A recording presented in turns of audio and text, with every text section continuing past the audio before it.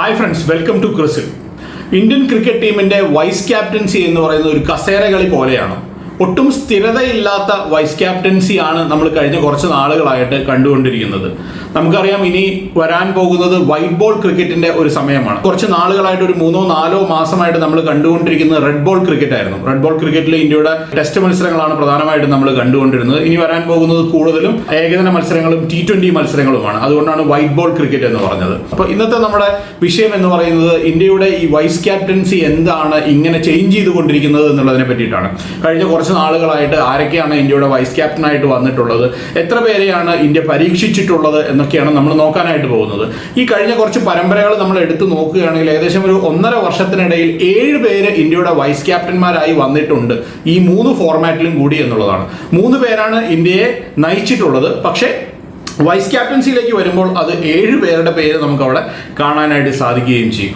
ഏതായാലും നമുക്ക് ഒരുപാട് ബാക്കിലേക്കൊന്നും പോകണ്ട, ഒരു 1.5 വർഷം പുറകിലേക്ക് പോകാം. അതായത് 2023 ഒരു ഏകദിന ലോകകപ്പ് ഇന്ത്യയിൽ നടന്ന ഒരു സമയമുണ്ടല്ലോ, ആ ഒരു സമയം വെച്ച് നോക്കാം. കാരണം ഈ വൈസ് ക്യാപ്റ്റനെയും ടീമിനെയൊക്കെ തിരഞ്ഞെടുക്കുന്നത് സെലക്ടർമാരാണല്ലോ. അപ്പോൾ ഈ സെലക്ഷൻ കമ്മിറ്റി എന്ന് പറയുന്ന അജിത് അഗർക്കർ ചെയർമാനായിട്ടുള്ള ഈ ഒരു സെലക്ഷൻ കമ്മിറ്റി അധികാരത്തിൽ വന്നത് 2023 സെപ്റ്റംബർ മുതലാണ്.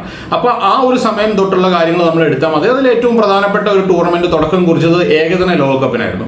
ആ ഏകദിന ലോകകപ്പിൽ നമ്മൾ ഫൈനലിൽ ഓസ്ട്രേലിയയുമായിട്ട് പരാജയപ്പെട്ടു എന്ന് നമുക്കറിയാം. ആ ഒരു ലോകകപ്പിൽ എന്തൊക്കെ പറഞ്ഞാലും ഇന്ത്യയുടെ പ്രകടനം എന്ന് പറയുന്നത് എക്സലന്റ് ആയിരുന്നു. എല്ലാ മത്സരങ്ങളും ജയിച്ചിട്ടാണ് നമ്മൾ അവിടം വരെ എത്തിയത്. ആ ഫൈനൽ മത്സരം മാത്രമാണ് നമ്മൾ ലീഗിലുള്ള എല്ലാ മത്സരങ്ങളും നമ്മൾ അന്ന് ജയിക്കുന്നത് നമ്മൾ കണ്ടിരുന്നു. ടോപ്പ് ക്ലാസ് ആയിട്ടുള്ള ഒരു പ്രകടനമായിരുന്നു. അന്ന് ഇന്ത്യയെ നയിച്ചത് രോഹിത് ശർമ്മയായിരുന്നു. വൈസ് ക്യാപ്റ്റൻ ആയിട്ടുണ്ടായിരുന്നത് ഹാർദിക് പാണ്ഡ്യ ആയിരുന്നു. അപ്പോൾ ഈ ഹാർദിക് പാണ്ഡ്യ ഈ വൈറ്റ് ബോളിൽ ഇനി ഫ്യൂച്ചറിൽ ഇന്ത്യയുടെ ക്യാപ്റ്റൻ ആകും എന്നുള്ള ഒരു പ്രതീക്ഷയിലായിരുന്നു എല്ലാവരും തന്നെ.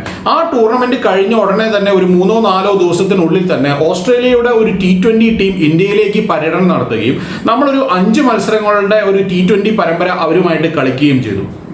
അൺഫോർച്ചുനേറ്റ്ലി ആ ലോകകപ്പിന്റെ ഇടയിൽ ഒരു മത്സരത്തിൽ ഹാർദിക് പാണ്ഡ്യയ്ക്ക് പരിക്കേൽക്കുകയും അദ്ദേഹം ആ ഒരു ടൂർണമെന്റിൽ നിന്ന് തന്നെ റൂൾഡ് ഔട്ട് ആവുകയും ചെയ്തു.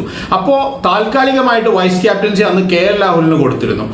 അതുകൊണ്ട് തന്നെ ഈ പരമ്പര, ഈ T20 പരമ്പര ആരംഭിക്കുന്ന സമയമാകുമ്പോഴേക്കും ഹാർദിക് പാണ്ഡ്യ റെഡി ആയിട്ടുണ്ടായിരുന്നില്ല. അതുകൊണ്ട് തന്നെ പുതിയൊരു ക്യാപ്റ്റനെ ഇന്ത്യൻ ടീം കൊണ്ടുവന്നു.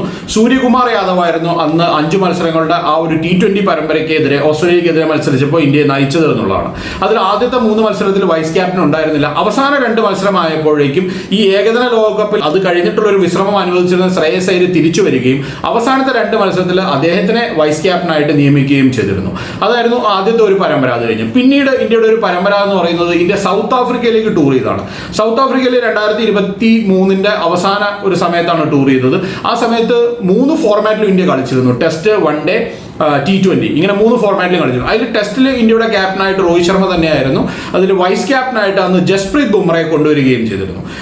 ഏകദിന മത്സരങ്ങളിലേക്ക് വരുമ്പോൾ ഇന്ത്യയെ നയിച്ചത് KL രാഹുലായിരുന്നു. എൻ്റെ ഓർമ്മ ശരിയാണെങ്കിൽ ആ ഒരു പരമ്പരയിൽ, അതായത് ഈ പറയുന്ന ഏകദിന പരമ്പരയിൽ ഒരു വൈസ് ക്യാപ്റ്റൻ ഉണ്ടായിരുന്നില്ല എന്നുള്ളതാണ്. T20 പരമ്പരയിലേക്ക് വരുമ്പോൾ വീണ്ടും സൂര്യകുമാർ യാദവ് ക്യാപ്റ്റനായിട്ട് വന്നു. പക്ഷെ അവിടെ വൈസ് ക്യാപ്റ്റനായിട്ട് കൊണ്ടുവന്നത് രവീന്ദ്ര ജഡേജയായിരുന്നു. അപ്പോൾ വീണ്ടും മറ്റൊരാളെ ആ ഒരു പൊസിഷനിലേക്ക് കൊണ്ടുവരുന്നതാണ് നമ്മൾ കണ്ടത്.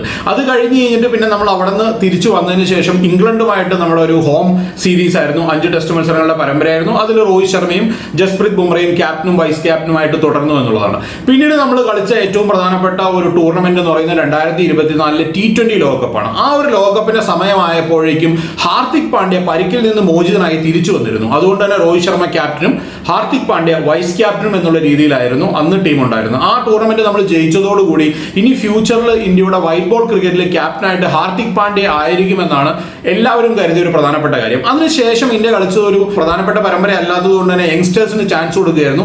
സിംബാബ്വേയിൽ ഒരു 5 മത്സരങ്ങളുടെ T20 പരമ്പര. അതിൽ ശുഭ്മാൻ ഗില്ലിനെ ക്യാപ്റ്റനായിട്ട് നിയമിക്കുകയും വൈസ് ക്യാപ്റ്റൻ ഉണ്ടായിരുന്നില്ല എന്നുള്ളതാണ് എൻ്റെ ഓർമ്മ. ഇനി അത് കഴിഞ്ഞിട്ടുള്ള ഒരു പ്രധാനപ്പെട്ട ഒരു പരമ്പര, അപ്പോഴാണ് പുതിയ ഒരു കോച്ചിങ് ടീം ചാർജ് എടുക്കുന്നത്. അത് ഗൗതം ഗംഭീറിന്റെ നേതൃത്വത്തിലുള്ള ആദ്യത്തെ ഒരു പരമ്പരയായിരുന്നു. ആ പരമ്പരയിൽ 3 ഏകദിന മത്സരങ്ങളും 3 T20 മത്സരം കളിക്കാനായിട്ട് ഇന്ത്യ ശ്രീലങ്കയിലേക്ക് പോയി. ആ ഏകദിന പരമ്പരയിൽ രോഹിത് ശർമ്മയാണ് ഇന്ത്യയെ നയിച്ചതെങ്കിൽ T20 പരമ്പരയിൽ സൂര്യകുമാർ യാദവ് ആയിരുന്നു ഇന്ത്യയെ നയിച്ചത്.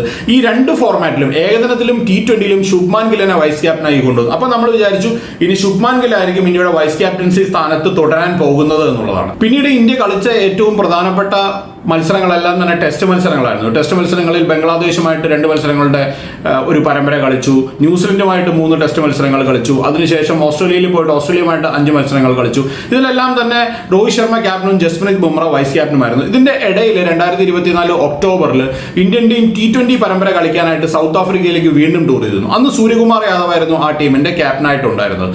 അതിനുശേഷം ഇപ്പോൾ ഈ ഒരു പുതിയ ടീമിനെ ഇപ്പോൾ ബോർഡർ ഗവാസ്കർ ട്രോഫി എല്ലാം അവസാനിച്ചു വന്നു കഴിഞ്ഞപ്പോൾ ഇപ്പോൾ ഇംഗ്ലണ്ടുമായിട്ടുള്ള ഒരു T20 പരമ്പരയ്ക്കായിട്ടുള്ള ടീമിനെ പ്രഖ്യാപിച്ചിരിക്കുകയാണ്. ഇപ്പോൾ നാളെയും കഴിഞ്ഞ് മറ്റന്നാൾ അതിൽ ആദ്യത്തെ മത്സരം ചരിത്ര പ്രസിദ്ധമായ ഈഡൻ ഗാർഡൻ സ്റ്റേഡിയത്തിൽ ആരംഭിക്കാൻ പോവുകയാണ്. അവിടെ സൂര്യകുമാർ യാദവ് ആണ് ക്യാപ്റ്റനെങ്കിൽ അക്സർ പട്ടേലിനെയാണ് ഇന്ത്യയുടെ വൈസ് ക്യാപ്റ്റനായിട്ട് നിയമിച്ചിരിക്കുന്നത്. കഴിഞ്ഞ ദിവസം ഇന്ത്യയുടെ ചാമ്പ്യൻസ് ട്രോഫിക്കുള്ള ടീമിനെയും പ്രഖ്യാപിച്ചിട്ടുണ്ട്. ചാമ്പ്യൻസ് ട്രോഫി നടക്കാൻ പോകുന്നത് ഫെബ്രുവരി 19 മുതൽ മാർച്ച് 9 വരെയാണ്. അതിനുള്ള ടീമിനെ പ്രഖ്യാപിക്കുന്നത് അത് രോഹിത് ശർമ്മ ക്യാപ്റ്റനും ശുഭ്മാൻ ഗില്ലിനെ വീണ്ടും വൈസ് ക്യാപ്റ്റനായിട്ട് കൊണ്ടുവന്നിരിക്കുകയാണ്. അപ്പോൾ ഇപ്പൊ നമ്മൾ ഈ പറഞ്ഞ കാര്യങ്ങളൊക്കെ വെച്ച് നമ്മൾ നോക്കുകയാണെങ്കിൽ ഈ കഴിഞ്ഞ 1.5 വർഷത്തിനുള്ളിൽ 7 പേരാണ് ഇന്ത്യയുടെ വൈസ് ക്യാപ്റ്റൻസി ഏറ്റെടുത്തിരിക്കുന്നത്. ക്യാപ്റ്റന്മാരായിട്ട് 3 പേര് മാത്രമാണ് വന്നിരിക്കുന്നത്. അതിൽ രോഹിത് ശർമ്മ പ്രധാനപ്പെട്ട ക്യാപ്റ്റനായിട്ട് എല്ലാത്തിലും ഉണ്ടായിരുന്നു. രോഹിത് ശർമ്മ റിട്ടയർ ചെയ്തതിനു ശേഷമാണ് T20 ക്യാപ്റ്റനായിട്ട് സൂര്യകുമാർ യാദവ് വന്നത്. രോഹിത് ശർമ്മ ഇല്ലാതിരുന്ന ഒരു സമയത്ത് KL രാഹുലിന് ഇന്ത്യനെ നയിക്കേണ്ടി വന്നിരുന്നു. അതുപോലെ തന്നെ ജസ്പ്രീത് ബുംറയ്ക്ക് നയിക്കേണ്ടി വന്നിരുന്നു. ഇതല്ലാതെ നമ്മൾ വൈസ് ക്യാപ്റ്റൻസിയിലേക്ക് വരുമ്പോൾ വൈസ് ക്യാപ്റ്റൻസി സ്ഥാനം പലർക്കായിട്ട് കൊടുക്കുന്നത് നമ്മൾ കണ്ടിട്ടുണ്ട്. ഇപ്പൊ ഹാർദിക് പാണ്ഡ്യ വൈസ് ക്യാപ്റ്റനായിട്ട് വന്നു, ഞാൻ പറഞ്ഞതുപോലെ. അതുപോലെ ശ്രേയസ് അയ്യർ വൈസ് ക്യാപ്റ്റനായിട്ട് വന്നു, ഇപ്പൊ അക്സർ പട്ടേൽ വന്നു, ശുഭ്മാൻ ഗിൽ വന്നു, രവീന്ദ്ര ജഡേജ വന്നു. ആരെയൊക്കെയാണ് വൈസ് ക്യാപ്റ്റൻ ആക്കേണ്ടത്, അല്ലെങ്കിൽ വൈസ് ക്യാപ്റ്റൻ എന്ന് പറഞ്ഞാൽ ഡെഫിനറ്റ് ആയിട്ടും ഇന്ത്യയുടെ ഒരു ഫ്യൂച്ചർ ക്യാപ്റ്റൻ എന്നുള്ള രീതിയിലാണ് കാണേണ്ടത് എന്നുള്ളതാണ്. പക്ഷെ അവിടെ വളരെയധികം ഒരു കൺഫ്യൂഷൻ ഉണ്ട് എന്നാണ് നമ്മൾ മനസ്സിലാക്കുന്നത്. ആരുടെയൊക്കെ ഫോമാണോ മികച്ചത് ആ ഫോമിനനുസരിച്ചിട്ടാണ് ഈ വൈസ് ക്യാപ്റ്റൻസി കൊടുത്തുകൊണ്ടിരിക്കുന്നത് എന്നാണ് എനിക്ക് തോന്നുന്നത്. ഇനിയിപ്പോൾ നിയർ ഫ്യൂച്ചറിൽ നമുക്ക് കാണാൻ പോകുന്ന ഒരു കാര്യം എന്ന് പറയുന്നത് ഋഷഭ് പന്തിനെ എപ്പോൾ വേണമെങ്കിലും വൈസ് ക്യാപ്റ്റനോ അല്ലെങ്കിൽ ക്യാപ്റ്റനോ ആക്കാനുള്ള സാധ്യത കൂടുതലാണ്. അതുപോലെ തന്നെ യശസ്വി ജയ്സ്വാളിനെ വൈസ് ക്യാപ്റ്റൻ ആക്കണം എന്ന് പറഞ്ഞുകൊണ്ട് ഗൗതം ഗംഭീർ പറഞ്ഞു എന്നുള്ള രീതിയിലുള്ള ഒരു വാർത്തയും വരുന്നുണ്ട്. സഞ്ജു സാംസണെയും അതുപോലെ തന്നെ അദ്ദേഹം രാജസ്ഥാൻ റോയൽസിന്റെ ക്യാപ്റ്റൻ ആയതുകൊണ്ട് T20 ഫോർമാറ്റിലേക്കൊക്കെ വരുമ്പോൾ അദ്ദേഹത്തിനെ എന്തായാലും ഇൻക്ലൂഡ് ചെയ്യും. അപ്പോൾ അവിടെയും ചിലപ്പോൾ അദ്ദേഹത്തിനും ഒരു വൈസ് ക്യാപ്റ്റൻസി സാധ്യതയുണ്ടെന്നാണ് ഞാൻ പ്രതീക്ഷിക്കുന്നത്. അപ്പോൾ വൈസ് ക്യാപ്റ്റൻസി എന്ന് പറയുന്നത്, ഇന്ത്യയുടെ വൈസ് ക്യാപ്റ്റൻസി എന്ന് പറയുന്നത് കഴിഞ്ഞ ഒരു 1.5 വർഷമായിട്ട് ഒരു കസേര കളി പോലെയാണ്. 7 പേരാണ് മാറി വന്നിരിക്കുന്നത്. ഇനി എത്ര പേര് വരാൻ പോകുന്നതെന്ന് നമുക്ക് കാത്തിരുന്ന് കാണേണ്ടിയിരിക്കുന്നു. ഏതായാലും ഇതിലൊരു മാറ്റം വരുമെന്ന് തന്നെയാണ് പ്രതീക്ഷ. നല്ല ഒരു വൈസ് ക്യാപ്റ്റനെ കണ്ടെത്താനും പിന്നീട് അദ്ദേഹത്തെ ഇന്ത്യയെ നയിക്കുന്ന രീതിയിലേക്ക് വളർത്തിക്കൊണ്ടുവരുവാനും നമ്മുടെ സെലക്ടർമാർക്ക് സാധിക്കട്ടെ എന്ന് ആശംസിച്ചുകൊണ്ട് നിർത്തുകയാണ്. മറ്റൊരു വീഡിയോ ആയിട്ട് നമുക്ക് വീണ്ടും കാണാം. ബൈ.